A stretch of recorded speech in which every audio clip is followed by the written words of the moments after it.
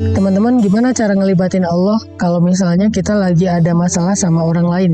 Kayak misalnya kita lagi ribut sama seseorang karena salah paham, atau mungkin dia yang bersikap jahat atau nggak baik kepada kita.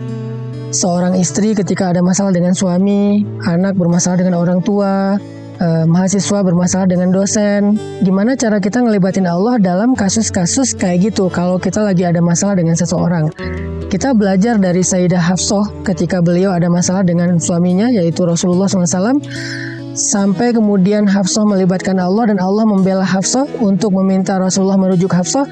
Itu tuh keren banget loh. Dan kita pengen belajar bisa kayak gitu. Artinya bukan hanya dibela sama Allah, tapi juga Allah membantu kita menyelesaikan masalah kita. Jadi kita bukan berharap ketika Allah terlibat, Allah jadi menghukum orang lain karena kita. Bukan, tetapi lebih berharap kayak Allah ngebela kita atau memperbaiki urusan di antara kita dengan orang tersebut. Gimana cara melibatkan Allah kalau kita sedang punya masalah dengan seseorang?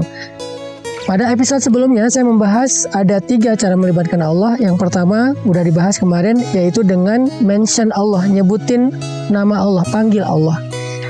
Nah, di episode ini tips yang kedua cara ngelibatin Allah dalam hidup kita adalah dengan mendekat kepada Allah. Jadilah orang yang paling dekat kepada Allah dalam setiap kebaikan. Artinya, satu, dengan cara bersegera kepada kebaikan. Wasari'u ila maghfiratin min rabbikum was-sabiqun as-sabiqun ulaikal muqarrabun.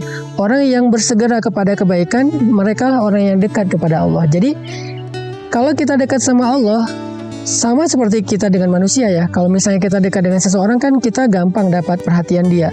Kalau kita dekat dengan seseorang, kita mudah meminta tolong kepada dia. Tapi kalau kita jauh, kita nggak kenal, kita malah menjaga jarak dengan orang tersebut, ya kalau misalnya kita lagi ada masalah, susah banget minta pertolongan dari dia, apalagi dapat perhatian dia. Maka begitu juga dengan Allah. Kalau ke manusia kita menganggap itu hal yang wajar, harusnya kepada Allah lebih wajar lagi. Aneh kalau misalnya kita pengen dapetin dukungan Allah, pengen dapetin pertolongan dan pembelaan Allah, tapi sehari-hari kita tuh berjarak dengan Allah. Sehari-hari kita tuh menjauh dari Allah. Sehari-hari kita tuh menghindar. Allah panggil, kita nggak datang. Allah kasih petunjuk, kita tolak.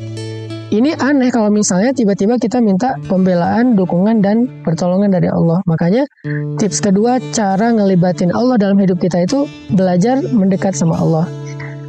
Belajar untuk jadi orang yang layak diperhatikan oleh Allah. Gimana caranya tadi? Yang pertama, was-sabiqun as-sabiqun ulaikal muqarrabun. Jadilah orang yang semangat dan berlomba-lomba dalam kebaikan. Jadi kalau misalnya kita tahu ada satu peluang kebaikan, kita ambil tuh peluang kebaikan. Jangan mikir panjang. Kita lakukan tuh kebaikan saat itu juga. Jangan ditunda-tunda. Kenapa? Karena orang yang bersegera dan berlomba-lomba dalam kebaikan, kata Allah, ulaikal muqarrabun. Mereka itulah orang yang dekat di sisi Allah.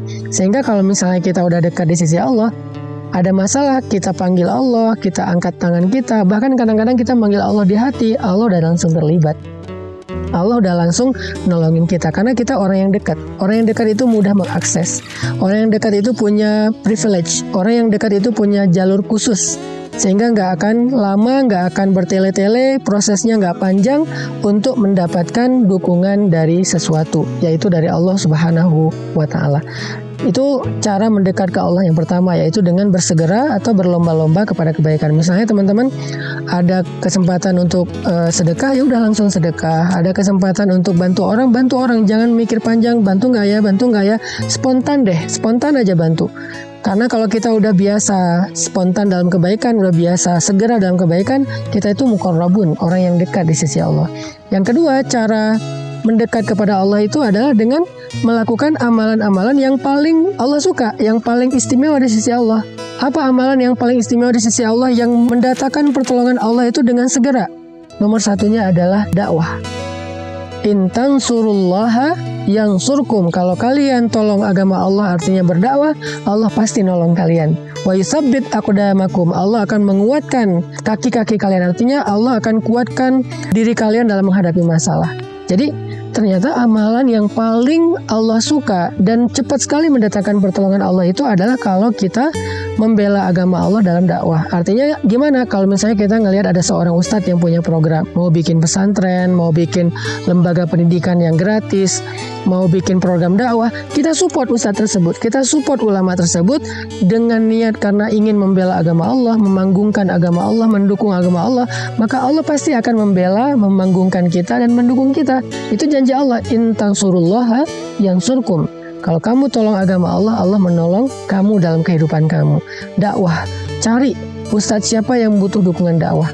Saya pribadi misalnya sekarang lagi membangun pesantren. Pesantren ini untuk mentarbiyah menjadi sekolah buat anak-anak muda dalam belajar agama, syariat, belajar life skill, belajar hard skill supaya mereka bisa mandiri dan bisa membantu orang lain. Yuk kita support bareng-bareng misalnya. Kita pengen bangun masjid. Ya udah saya mau support Ustaz Hanan bangun masjid dengan donasi atau mungkin dengan wakaf atau mungkin dengan skill atau mungkin dengan network atau mungkin dengan nge-repost postingan tentang pembangunan proyek pembangunan masjid itu supaya banyak orang yang mendukung. Apapun bentuk dukungan kita. Makin besar, makin banyak, makin antusias, maka semakin antusias pula Allah membela kita. In tansurullaha yansurkum. Yang kedua, amalan yang paling cepat mendatangkan pertolongan Allah dan Allah suka banget adalah sholat. Wasta'inu bis-sabri was-shalah. Jadi perbaiki sholat kita. Gimana cara memperbaiki sholat? Perbaiki sholat itu satu, dengan memperbaiki kualitas sholatnya. Yang kedua, dengan menambah kuantitas sholatnya. Kalau memperbaiki kualitas, misalnya wudhunya udah benar belum? Yang kedua, udah khusyuk belum? Bacaannya udah benar belum? Doa-doanya udah benar belum? Kalau kuantitas, ya udah ditambah belum dengan sholat sunnahnya? Selain sholat wajib, ba'diyah, qobliyah, duha, tahajud. Jadi kalau sholat kita semakin baik, maka pertolongan Allah semakin cepat. Kalau sholat kita semakin baik, maka Allah semakin perhatian sama kita. Wasta'inu bis-sabri was-shalah. Minta pertolongan Allah dengan sabar dan sholat.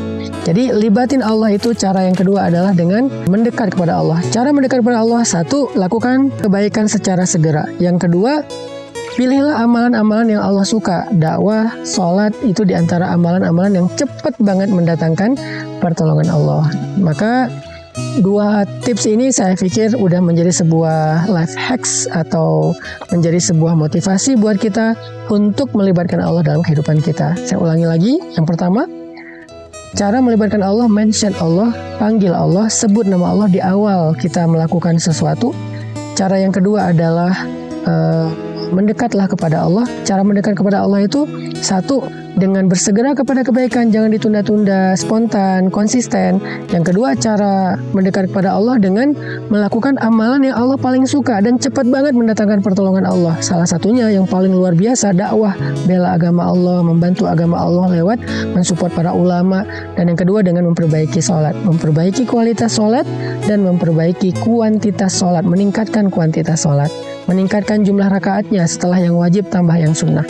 Mudah-mudahan dengan kayak gini kita udah bisa melibatkan Allah dalam masalah kita, sehingga kita mendapatkan apa yang didapatkan oleh Sayyidah Hafsah ketika beliau ada masalah dengan suaminya, yaitu kekasih Allah Rasulullah SAW. Allah justru membela Sayyidah Hafsah dan menyelesaikan masalah di antara beliau dengan suaminya. Barakallahu fikum.